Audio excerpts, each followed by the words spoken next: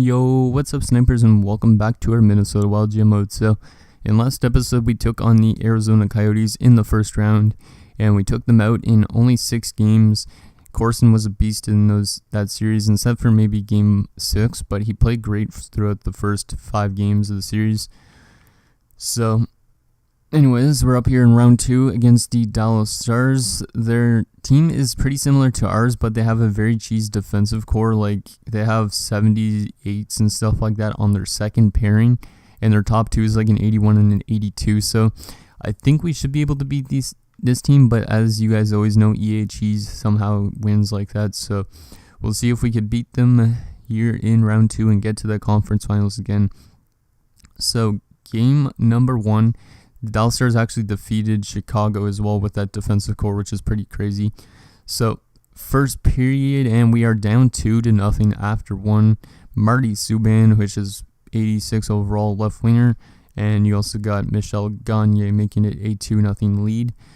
Not good way to start it off. Let's bounce back here in a second, guys, and we're going to go down 3-0. John Tavares still getting it done at 38, and we're down 3-0 going into the third. Not a great way to start the series. Might have to change up the lines for the next game. We're down 4-0 now. Maybe they'll just take it to us in game 1, but they won't in game 2. And oh man, this game's lost. Kaprizov makes it 5-1, but damn, Corson's getting lit up here in the second round. He had a great first round, like I said, but the game 6 wasn't the greatest. 3 goals. And we're gonna lose 5-1 in game number 1. Damn, that's not the way we wanted to start it off. The only goal from Kaprizov is Schultz and a cramps getting an assist, so that might have been a power play goal. Okay, so I think I'm going to actually make a line change already. Considering we just lost 5-1 in game 1, I want to bounce back from that, especially against a team that shouldn't be able to win easily like that with that defensive core. Like, I don't know how they only allowed 1 goal in that game. So let's go to edit lines. What could we do with our lineup? So you know what, we're going to move Suare up because I think Suare has been better than Haas.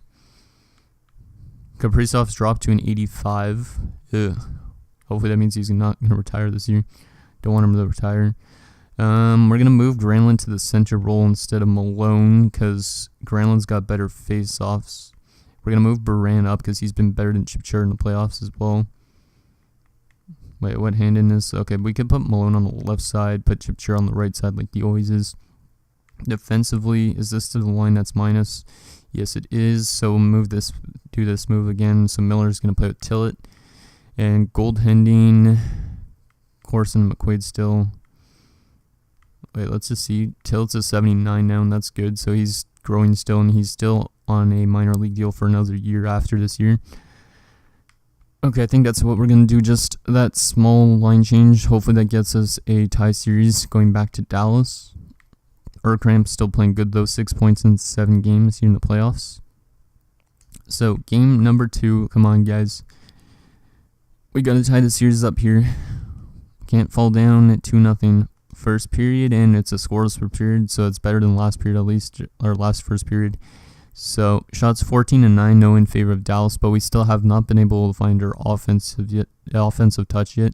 Second period, and there you go. We score a goal. Kirill Kaprizov, the veteran, scoring another goal. We're being outshot 28-17, but it seems like Corson's having a good bounce back game. Power play, come on, we got to score. Yes, there you go. Kirill Kaprizov again. This guy scores a lot in the playoffs, and John Tavares is going to pull the Dallas Stars within 1. It seems weird saying John Tavares on the Dallas Stars. Last 5 minutes, and it's a 1-goal game. Come on, guys. Corson, lock it down, buddy. And there you go, Urkamps. And it's going to be a 3-1 lead. And are we going to get an empty netter? Yes, we are. Glenn Fairchild. And we bounce back with a pretty good defensive game. We allowed a lot of shots. Better goaltender won us the game. So that first line is the main reason why. And I think and maybe the power play is why we win games. So Corson, Urkamps, and Kaprizov is the 3 stars.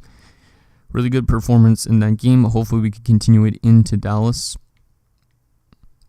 So let's get into game number 3 at the American Airlines Center. And Kilger is back. That's awesome. We need Kilger back. He's got good offensive stats sometimes.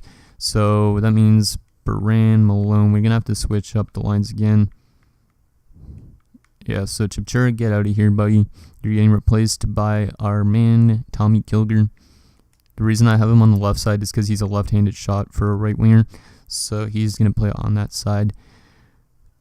Okay, so he missed a lot of last round. Hopefully he's not one of those players that get re-injured a lot. So game 3 at the American Airlines Center. Let's take a lead in the series, boys. That would be huge. First period, nicely done. Kirill Kaprizov. So looks like Kaprizov's now turning out to have a really good round.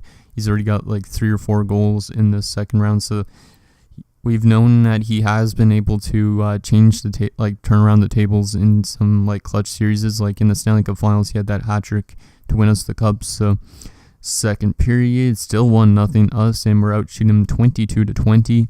Let's get it done here in the third and lock it down, guys. Oh, Lutz is going to tie it up. Come on, guys. We could respond to that.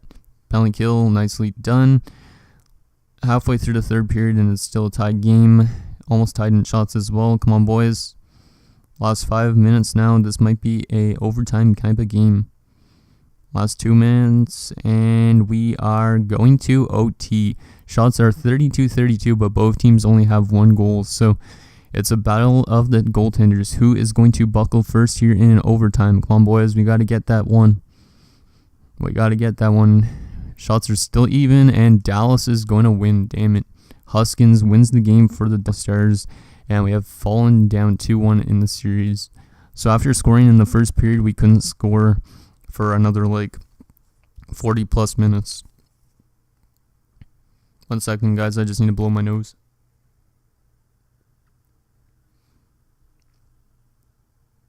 Okay, we're back. So yeah, as I was saying, we did not score in 40 plus minutes, so that was not good. D. Nicola gets first star, Corson the second star, and Lutz the third star. Hopefully we could bounce back here because we don't want to fall down 3-1 in this series. I don't know how the EHE's defense is playing so well. I don't know if there's any line changes I want to do. 9 points in 9 games now for Kaprizov. Imagine we get back to that cup finals and he gets another Conn Smythe. That'd be pretty amazing. Kilger should be back to full health soon. Both these left wingers have been playing good. You know what? Fitzgerald's been doing nothing, right? Yeah, 3 assists. We're going to move Fitzgerald back down to the second line and put Kaprizov up there with all these other guys because Kaprizov's been playing really well. He deserves to play on that first line.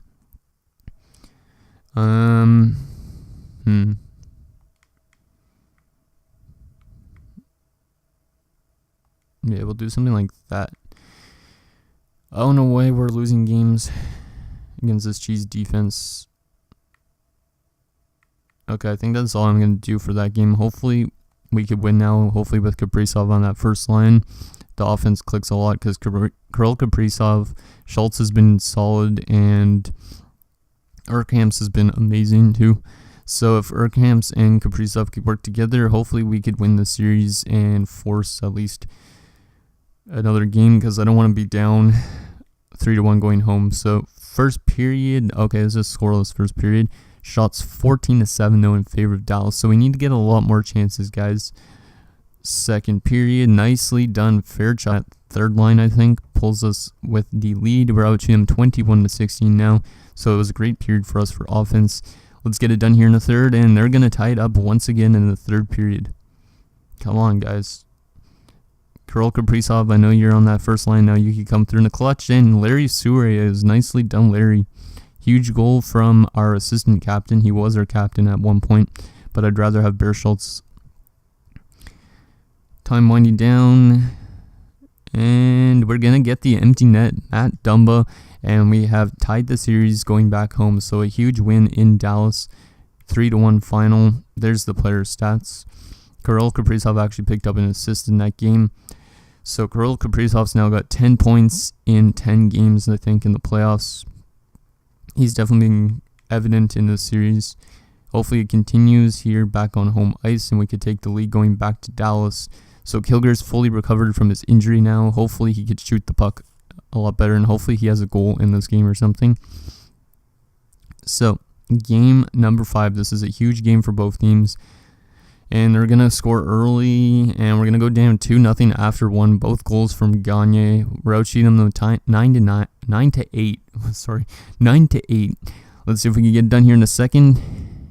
Nicely done. We answer back with two of our own, Fitzgerald and Kaprizov. So Fitzgerald gets pissed off about getting demoted to the second line and scores a goal, and Kirill Kaprizov continues his hot hand in this series. We're here tied in the third period. Come on, kill that off. There you go. Halfway through the third period, still tied game.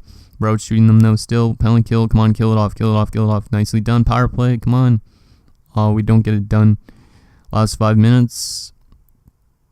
Power play late in the game.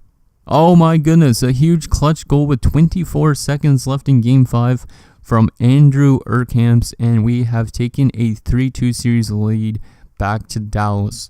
Huge goal. Like I said, that first line just seems to be continuing to play really, really well. Holy shit. What a performance. That might be like the best first line I've ever put together. At least for NHL 18 it is, definitely. So we have taken a series lead and we are one game away from the conference finals. But let's not get ahead of ourselves. Hopefully we could get past this game here in Dallas. We know they're going to be playing hard in front of their home crowd. We got to take them out of it early and fast too. First period, nicely done. That's how you take the crowd out of it. Larry Sure makes it 1-0. Glenn Fairchild answers with another one.